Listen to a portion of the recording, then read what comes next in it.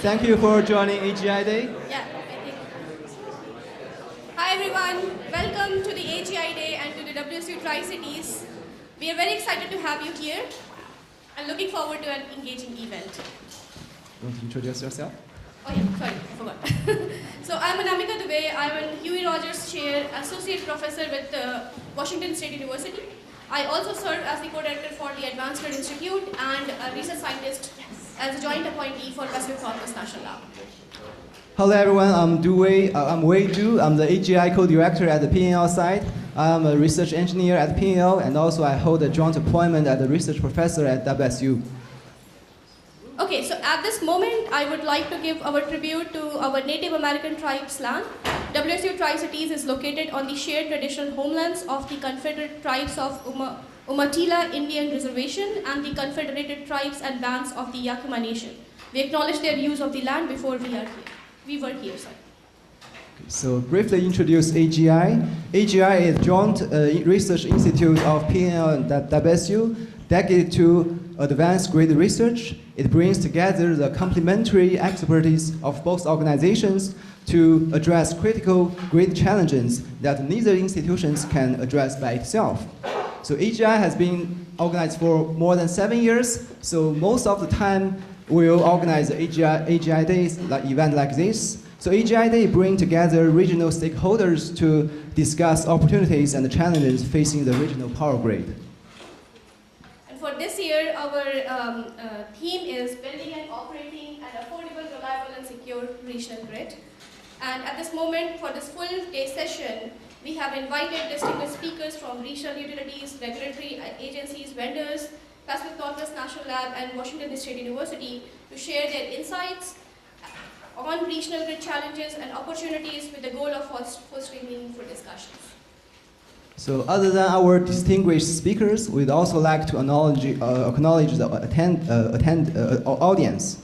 So you can see many of our PNL and WSU colleagues join the event today. And other than that, we also have many regional stakeholders attending today, including representatives from City of Richland, Department of Commerce, Washington State Academy of Science, BPA, Avista Corporation, Portland General Electric, Puget Sound Energy, Sweatser Engineering, GE Vernova, Leidos, and many other online participants. Thank you for attending today.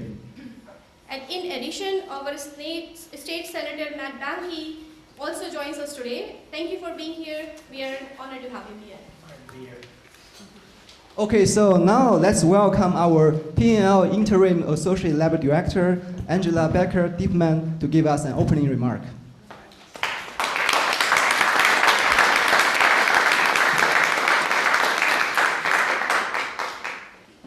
Thanks, you two.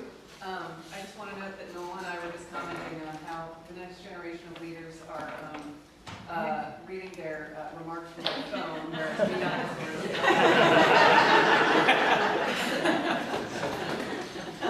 But good morning, everybody, and thank you for being here today.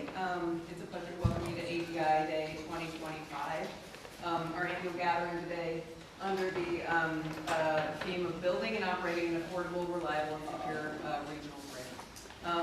You guys introduced me already. I'm the Interim Associate Laboratory Director for Energy and Environment at PNL. I stepped into this role all of 12 days ago, depending on how you're counting. Many of you knew Judd Burden, who is off to new adventures at the National Renewable Energy Laboratory, where we wish him well, and we'll be looking forward to futures of collaboration there as well. It's great to see many of you I know and some that I don't here today. Colleagues from PNL, faculty and students from WSU, leaders from utilities and industry, folks from state agencies, and members of the AGI Industry Advisory Board. We thank you very much for your participation and advice throughout the year. It's a special day when we have this day every year because it's one of the few times when we bring together such a broad community to think collectively about the grid's future, and not just the technology, but also the policy, the collaboration, and the people that are going to be required to continue to move this forward. So, as these guys mentioned, AGI is a joint endeavor between the lab and WSU, and it's built on the strengths of both institutions. At PNNL, we bring deep expertise in national scale energy research, advanced grid modeling, and the translation of science into deployable solutions. And at WSU, the focus is on academic excellence, student training, our future leaders in the industry, and pioneering research in power systems. And AGI is not just a partnership in name, it's an active working collaboration. The Joint Institute is marked by joint appointments, shared facilities, the exchange of ideas and people. We're working on all sorts of important challenges together these days, from improving resilience in the face of extreme events to integrating inverter-based resources, in which way is one of our leaders in the research there. How we're going to go about integrating all these data centers into the grid, as well as the future-leaning technologies, such as how we're going to bring AI and quantum computing into the mix for operating the grid of the future. So I also have to give a shout out to the fact that this year is the 60th anniversary of PNNL as an institution. And since 1965, we have grown from a small laboratory in the Tri-Cities to a national leader, if I do say so, in energy, environment, and national security. And over the decades, our scientists and engineers have developed tools and to help grid operators plan and manage increasingly complex systems. We've created advanced grid simulation models that are standard in utility planning these days, and we build partnerships like AGI that bridge research and regional needs. So it's a moment to celebrate, of course, that history, and remember that the real impact that PNNL has had over the years has always come from working with others in our partnerships. The success of AGI is part of that legacy, but it's also part of the path future for us all. So just a few words about today's agenda. We're going to start with keynote perspectives from some good friends and longtime colleagues. We're going to hear from Crystal from the Pacific Northwest Utilities Conference Committee about industry perspectives on the challenges and opportunities facing us. We're going to hear from Kirk Beckett, Mr. Chairman of the Washington Energy Facility Site Evaluation Council, about how we're going to permit all that new stuff. And we're going to hear from Jeff Cook from BPA virtually today about sort of a clear-eyed view of the challenges and opportunities for a regional grid from the BPA perspective. Then you're going to hear from our researchers at PNNL and WSU about the work we've got going on in our research programs. You'll hear about our PNNL grid portfolio, and then you'll hear also about WSU's Energy Systems Innovation Center, as well as the new Institute for Northwest Energy Futures. So excited about both of those initiatives at WSU as well. In the afternoon, we'll dive into panel sessions and presentations on reliability, affordability, and security, including a very timely session, I think, on wildfire challenges and mitigation strategies. Many of you probably know Andre, I just saw him here, really a national leader in understanding this, working with BPA, as well as folks at the national level on this really challenging issue with respect to our energy security and resilience. Members of our industry advisory board will be hearing from you as well throughout the day. That interaction is what really helps us at AGI remain grounded and relevant in the context of the needs of utilities who are actually operating this complex and amazing machine that keeps the lights on. And tonight, of course, we will gather at the WSU Wine Sciences Center to network, take in some student posters, so you get to see some of the next generation of energy researchers in action, and of course enjoy some of the best wines our region has to offer. So throughout the day, I encourage you all to really engage, ask the tough questions, share your expertise and experiences, and explore ideas for new collaborations, because that's what it's going to take to move us forward. We are at an amazing and in some ways unforeseen inflection point in the way in which we need to plan and operate the grid of the future. It's a once in a generation, maybe even a once in many generations opportunity and challenge. And so to achieve the goals of affordability, reliability, and resilience, it's really going to take all of the perspectives in this room to move us forward in new and innovative ways. So thank you for being here today, contributing your time and expertise. And as we celebrate 6 years at PNNL, and the increasingly impressive track record of our researchers at AGI. Let's think about this as a catalyst for solutions for the grid, and those solutions that we're going to need in the decades to come to continue the tradition in the Northwest of a reliable and affordable grid as the engine of our collective economy, regional economy. So with that, it's my pleasure to officially welcome you to AGI Day and invite my colleague Noel from WSU to come on up here.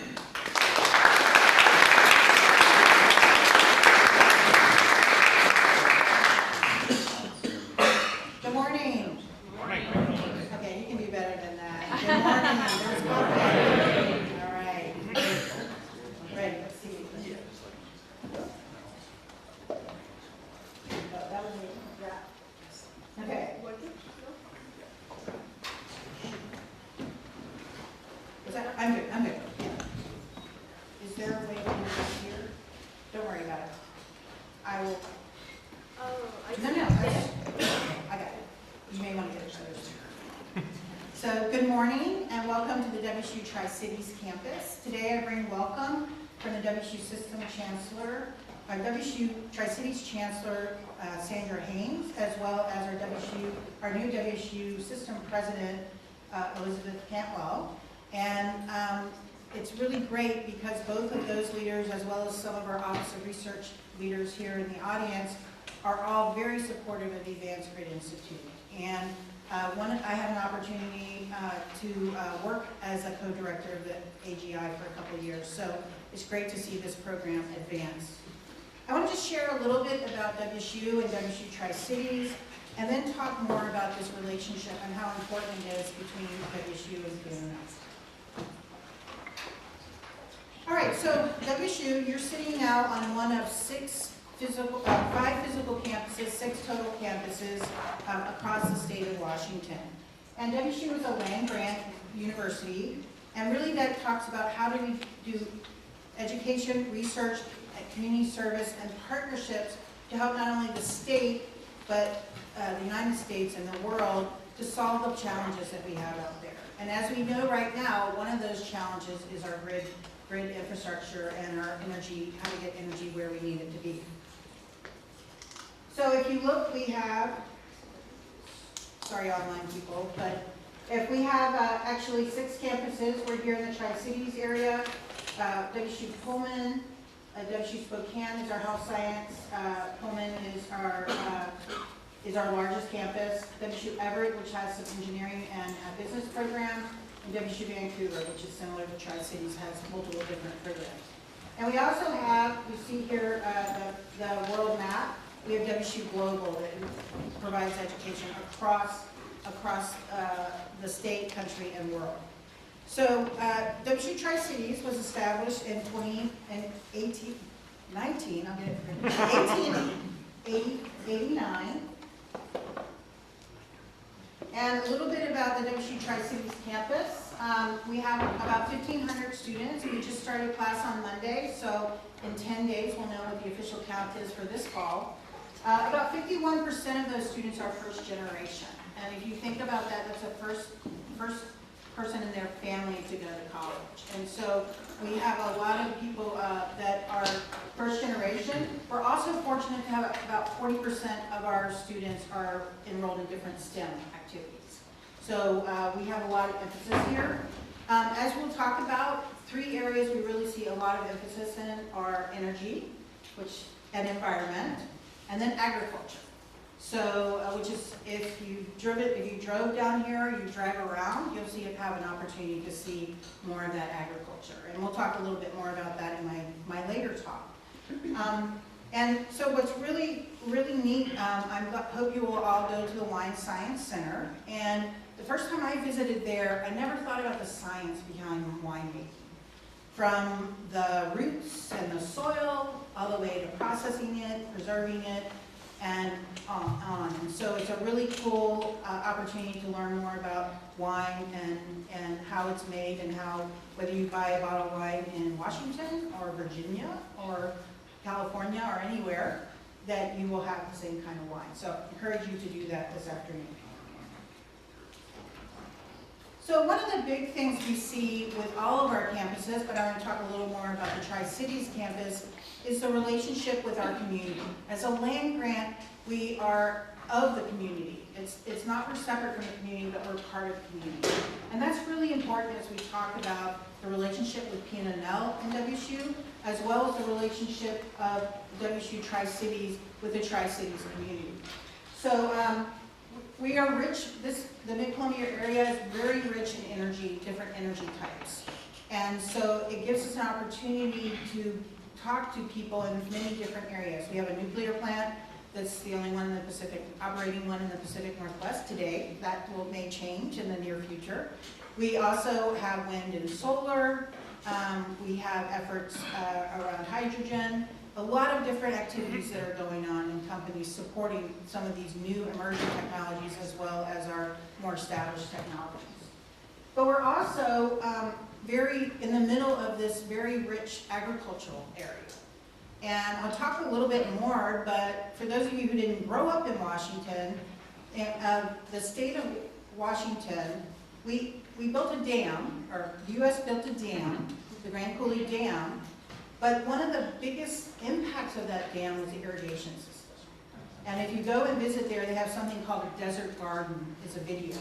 And it really talks about how that dam, which most of us worry about the electricity coming out of that dam in this group, provided the irrigation, the ability to have irrigation to irrigate across the state, but particularly in this area. And we'll talk a little bit more about that impact and opportunity in my INEF talk, but it's really a rich relationship that we have. We also see agriculture for energy as we talk about feedstocks and other things. So a lot of collaboration around agriculture and energy.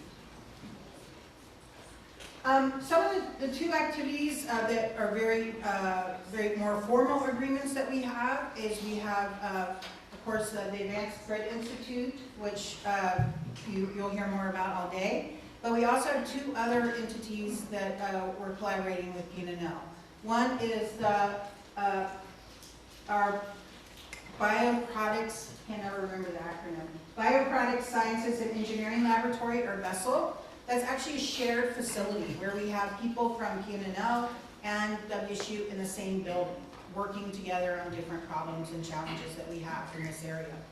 We also have a lot of collaborations across with the Hydrogen Hub, the Washington Hydrogen Hub, and the WSU lead is actually on the WSU Tri-Cities campus. Kate McAteer leads the community benefits, or I don't know what it's called now, but the outreach, community outreach activities around